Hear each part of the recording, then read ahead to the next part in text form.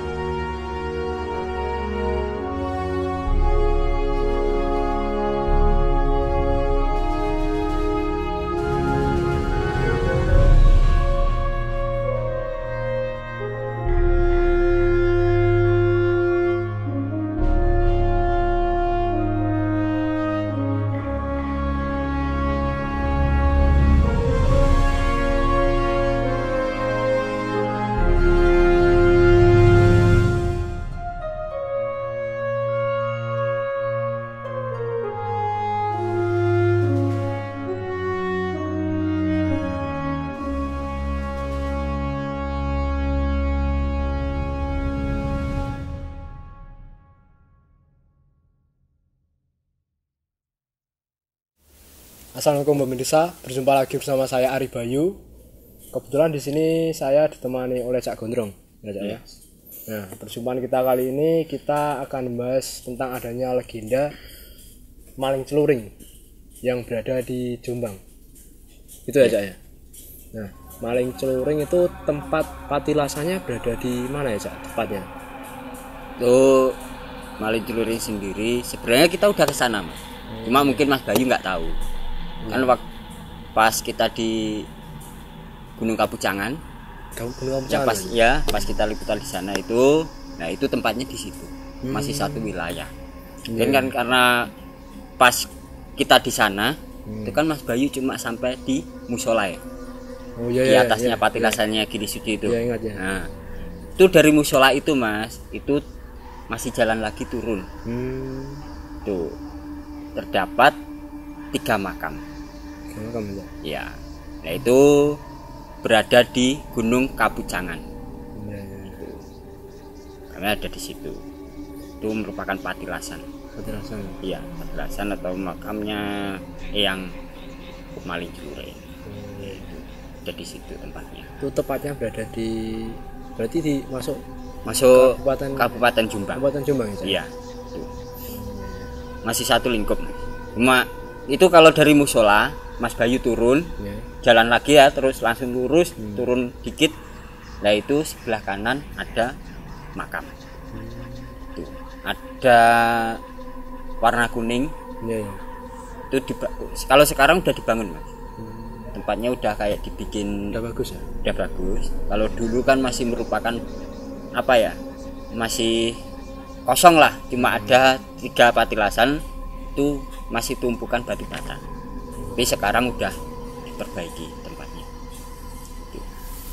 Selain tempat itu sendiri Cak? Iya Mas. Nah, kisah maling celuring itu sendiri gimana Cak?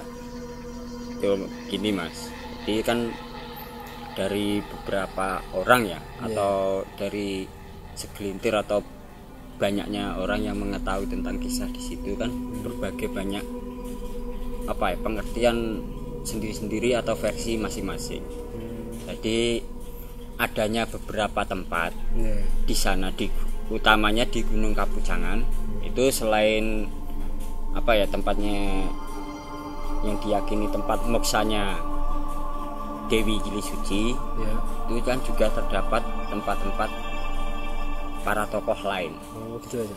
Ya, ada yang keberadaannya lebih tua dari apa ya, zaman Gili Suci itu berada, sampai sehabis Gili Suci sendiri itu ada. Banyak ya. Jadi ada beberapa tempat yang disakralkan. Itu Mas. Ya, persakralkan antara lain ya itu ya seperti sendang derajat, terus patilasan gili suci, terus ini satu lagi ya Mas, ini yang kita bahas kali ini yaitu tadi ya patilasan makam Maling Celuring ya, itu tempat-tempat yang disakralkan di sana. Nah, kisah-kisah tentang Maling Celuring sendiri itu memang melegenda. Nah, arti melegenda itu peran beliau sebagai maling celuring. Kenapa dinamakan Maling Celuring? Emang beliau itu maling. Gitu. Kenapa kok disebut Maling Celuring? Itu merupakan eyang sakti. Maling Celuring itu sebenarnya kan sebutan Mas, Maling Celuring. Yaitu biasa selain Maling Celuring ya dikenal lagi eyang sakti. Oh, berarti nama itu eyang sakti. Eyang sakti, lebih ininya eyang sakti. Itu Mas. Itu celuring sendiri sebenarnya ada pengertian kata lain Mas. Gimana aja? Kenapa disebut Maling Celuring? Itu kalau versi saya Mas. Saya pelajari penyebutan nama seseorang kan pasti ada silsilah. Kan gitu. Kenapa mungkin dinamakan nama Maling Celuring? Celuring sendiri itu kan sebuah nama benda. Tuh. Maling kan dari kata pertindakan kan. Nah, celuring itu nama benda. Kalau sekarang itu orang umum mengenalnya itu celurit. Oh, celurit. Celurit. Ya. Tuh. Celurit itu ya. Celurit. Jadi dari tindakan dan alat yang digunakan atau yang apa ya, merupakan pusaka atau apa itu berupa celurit. Karena itu dinamakan mungkin Maling Celuring itu. Celuring ya. Ini Mas, apa lanjutannya itu patilasan makam Maling Celuring sendiri. Nah, selain Maling Celuring itu disediakan ada 3 tokoh. Siapa tak 3 tokoh itu? Nah, tokoh ya antara satunya tokoh utamanya ya, itu Maling Celuring atau yang sakti. Terus yang Guno, satunya lagi yang Ceroboh. Ceroboh. Ya kalau lebih jelasnya lagi sekarang gampang disebut itu yang Ceroboh. Gitu ya. Gitu. Itu kalau pas kan saya sana ya Mas, itu melihat tempat patilasan itu sendiri. Kan ada 3 itu, 3 tokoh. Ya. 3 orang tuh ya. Jadi apa ya, dengan adanya patilasan itu tata letaknya itu ada sebuah seperti simbol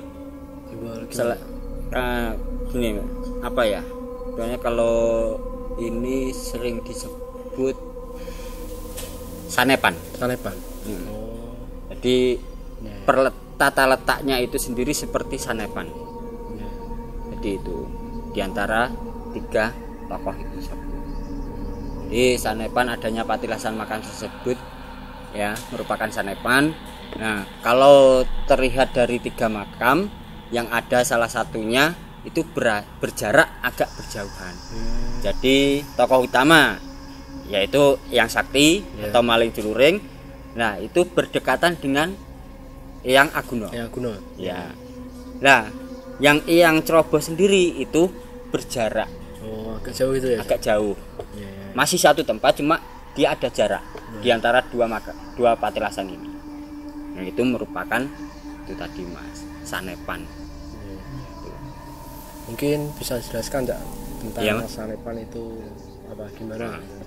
Ini ya Mas, cuma ketahuan saya aja ya. Mungkin kan banyak orang yang lebih tahu atau lebih mengerti ya. Ini sepengertian saya tentang sanepan itu, tentang 3 tokoh itu ya, dari nama-namanya kan juga sudah terkilas ya dalam pikiran. Itu berbunyi seperti ini Mas. Jadi orang yang sakti itu orang yang berguna. Ya kan? Orang yang sakti, orang yang berguna, dan jauhilah dari kecerobohan. Gitu ya. Nah, jadi seperti contoh seperti Mas Bayu ya. Kalau Mas Bayu punya kesaktian atau sering dikenal orang yang sakti, gunakanlah kesaktian itu dengan sebaik-baiknya. Hindari hal-hal yang membuat Mas Bayu itu menjadi ceroboh. Jadi itu pengertian dari pengertian sanepan tadi seperti itu. Kenapa namanya itu ada satu yang sakti itu berdekatan dengan yang aguna. Berarti kan disimpulkan itu Mas, orang sakti harus berguna, hindari yang ceroboh. Makanya kan ada jarak itu. Berarti adanya penjelasan 3 makam itu tadi merupakan sanepan juga ya? Iya Mas. Selain sanepan-sanepan itu kalau kita gali lebih dalam lagi memang lebih luas. Cuma kan karena apa ya, nggak ada bukti-bukti yang ini Mas lebih detail. Makanya saya pun pas di sana itu ya cukup apa adanya aja. Jadi itu yang bisa kita pelajari atau saya gali itu ya cukup yang apa adanya aja. Jadi selain sanepan Cak, iya Mas, maling celuring itu terjadi kira-kira pada era kerajaan apa Cak? Itu ini Mas, itu juga masih simpang siur ya. Masih dalam arti simpang siur itu gini Mas, nggak ada penjelasan yang dipastikan kalau itu benar. Jadi kita flashback atau balik dari cerita-cerita rakyat aja, cerita yang berkembang. Cuma cerita itu merupakan cerita yang bukan sekedar mitos tapi legenda. Oh gitu aja, berarti legenda itu aja ya. Jadi kalau mitos kan belum tentu kebenarannya kan. Kalau legenda, kenapa disebut legenda? Karena emang pada zaman dahulu itu emang benar-benar terjadi. Maling celuring sendiri itu emang benar adanya. Jadi itu bukan cuma sekedar cerita belaka, bukan. Itu Mas. Terus ini ya Mas, tentang yang Mas pertanyakan tadi, itu merupakan pada era kerajaan Majapahit. Oh, era kerajaan Majapahit. Jadi emang di situ merupakan tempat patilasannya. Lingkup patilasannya Dewi Gili Suci. Nah, sehabis di masa itu, nah kan timbul masa kerajaan Majapahit. Nah, di masa itulah itu legenda maling celuring berawal. Jadi keberadaan maling celuring dan Dewi Gili Suci itu lebih tua Dewi Gili Suci dibandingkan patilasan maling celuring itu sendiri. Itu banyak Mas, kalau kita gali lebih dalam lagi ya, lebih luas lagi, itu kalau dilihat dari segi spiritualnya ya, atau jejak-jejak ininya, itu pun juga nggak bisa mengungkap kebenarannya secara detail. Itu terus secara sejarah itu juga nggak ada ibaratnya yang ini ya Mas, yang menentukan bahwa di era itu merupakan yang sebenarnya. Jadi kan emang gimana ya Mas, ibaratnya seperti yang sekarang kan emang kalau kembali lagi ke masa yang lampau, perbedaan tahunnya kan udah beratus-ratus tahun kan. Sudah lama itu ya. Sudah lama. Jadi emang yang berkembang cerita itu ya cerita rakyat itu tadi. Misalkan tentang dari rakyat ke rakyat itu aja. Dari di zamannya kerajaan Majapahit. Jadi itu. Terus kalau dikilas ya Mas. Dikilas itu seperti ini Mas. Kalau saya sendiri itu mengilasnya dari era kerajaan Majapahit, terus itu sehabis era Gili Suci. Itu yang merupakan putri dari Raja Airlangga. Itu. Terus apa Mas? Selain berkembangnya zaman, ya kan, sekarang kan semakin pesat. Nah, legenda itu sebenarnya udah ini ya Mas, bukan di kisah wayangan, tapi itu dulu juga pernah diangkat itu di kisah ludruk. Oh gitu aja. Ya, kisah ludruk. Enggak hanya di kisah pewayangan tapi Nah, dikisahkan di dalam kisah ludruk. Oh, dalam kisah ludruk itu. Itu ada tentang maling celuring itu. Itu. Mungkin ini Cak yang membuat saya penasaran ya Cak ya. Iya Mas. Maling celuring itu sendiri berasal dari mana Cak? Nah, maling celuring itu. Oh ini Mas, seperti yang saya bilang tadi. Iya gimana? Yang sebelumnya itu yang menjadi teka-teki sampai sekarang yang sangat-sangat sulit untuk dipecahkan atau untuk diungkap, yaitu tentang salah satunya siapa sih maling celuring itu sebenarnya, sejatinya dia, terus dari mana sih asal usulnya maling celuring itu sendiri. Ya itu yang jadi teka-teki sampai sekarang, yang nggak mungkin, antara nggak bisa terpecahkan ataupun sangat sulit untuk dipecahkan tentang kisahnya beliau. Jadi Asal usulnya dia, ya kan, dari golongan apa, dari keluarga mana, kan itu yang benar-benar susah atau sulit untuk dijelaskan. Nah itu ini Mas, seperti kenapa disebut maling celuring itu.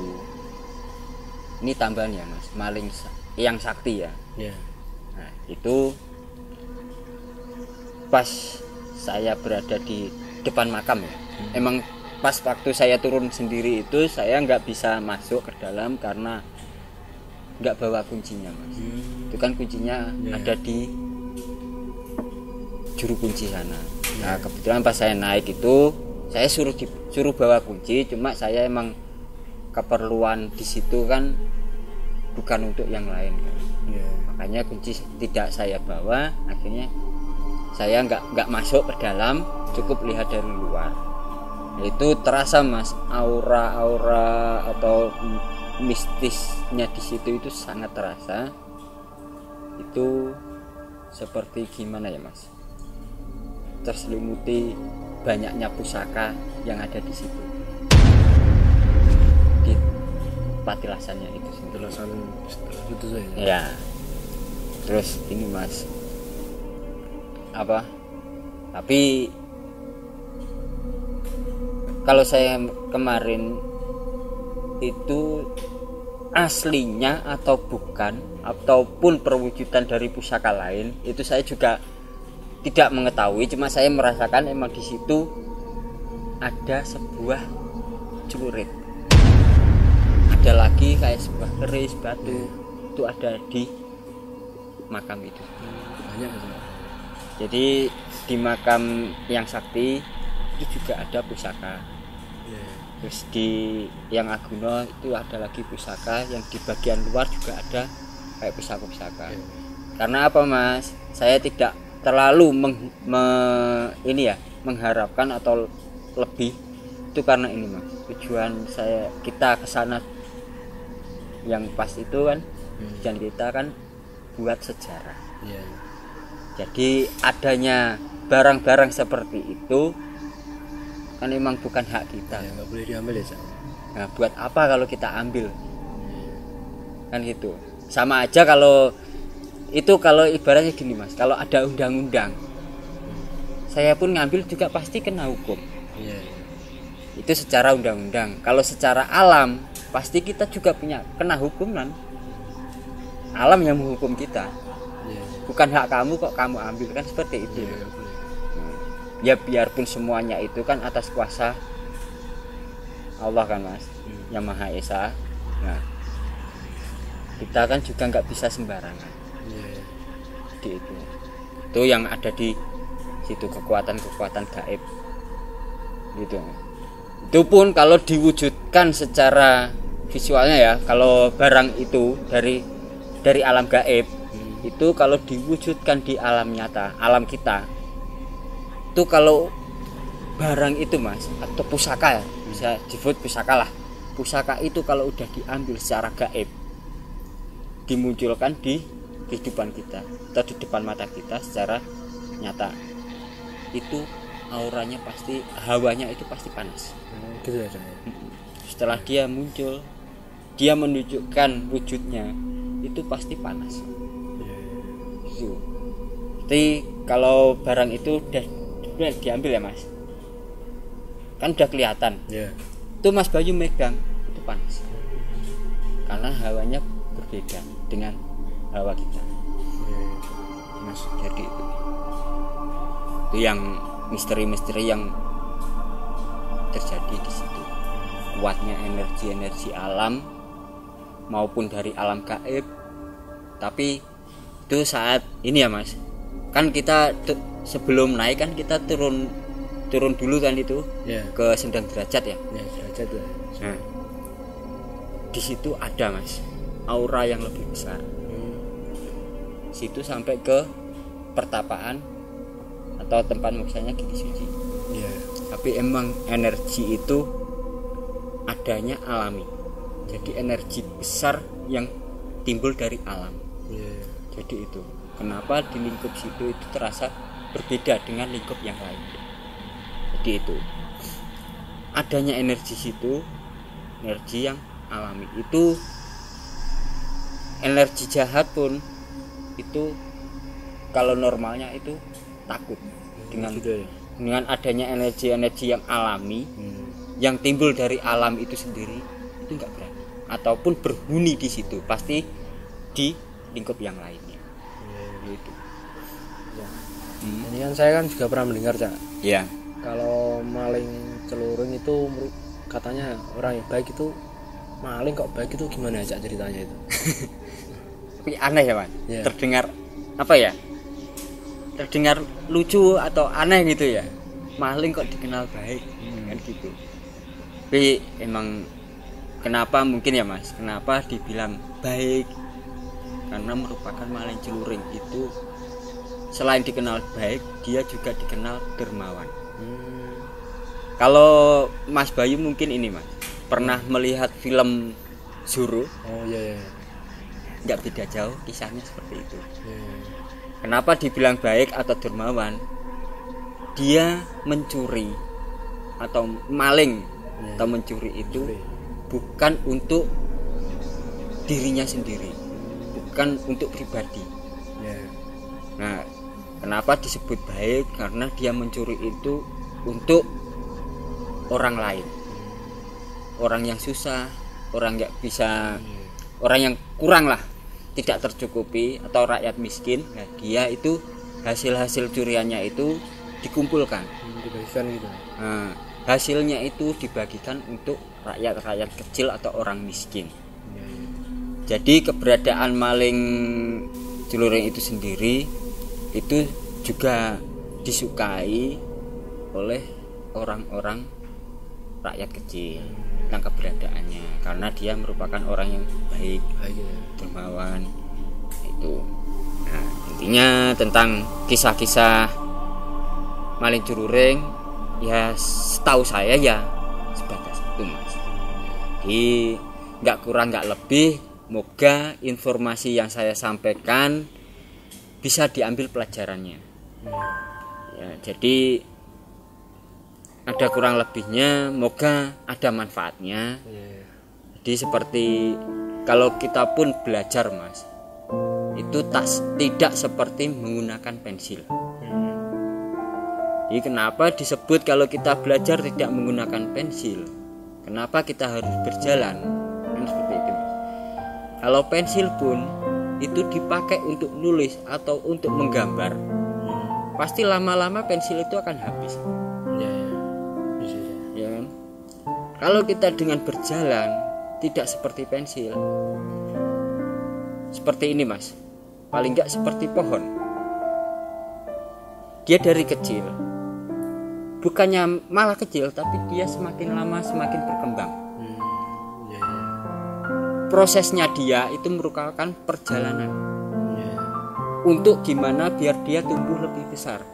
Sama aja perjalanan seperti kita. Jadi itu janganlah seperti pensil. Emang manfaatnya pensil itu bagus, bisa buat nulis, bisa buat gambar. Cuma kan tidak seutuhnya dia ada terus. Pasti semakin lama semakin tergerus, pasti habis. Kalau pohon semakin lama dia semakin tumbuh, Kalau udah merasa cukup atau merasa udah mempunyai manfaat, dia pasti ada hasil.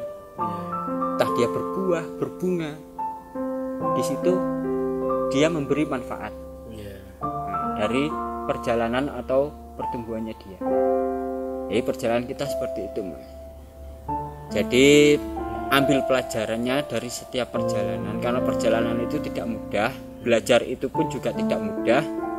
Jadi belajar juga jangan sekedar belajar. Jadi belajar dan jalanlah.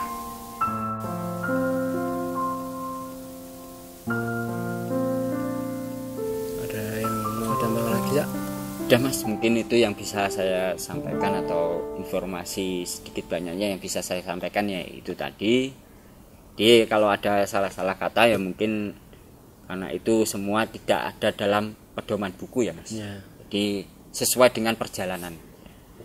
Perjalanan Cak Gondrong ya, Cak? Iya, jadi itu yang bisa saya sampaikan. Udah, Cak? Udah. Itu kita tutup ya, Cak ya? Iya. Oke, pemirsa, itu tadi perbincangan kita yang membahas tentang maling celuring ya, Cak ya? Maling celuring tadi. Apa yang disampaikan mudah-mudahan bermanfaat.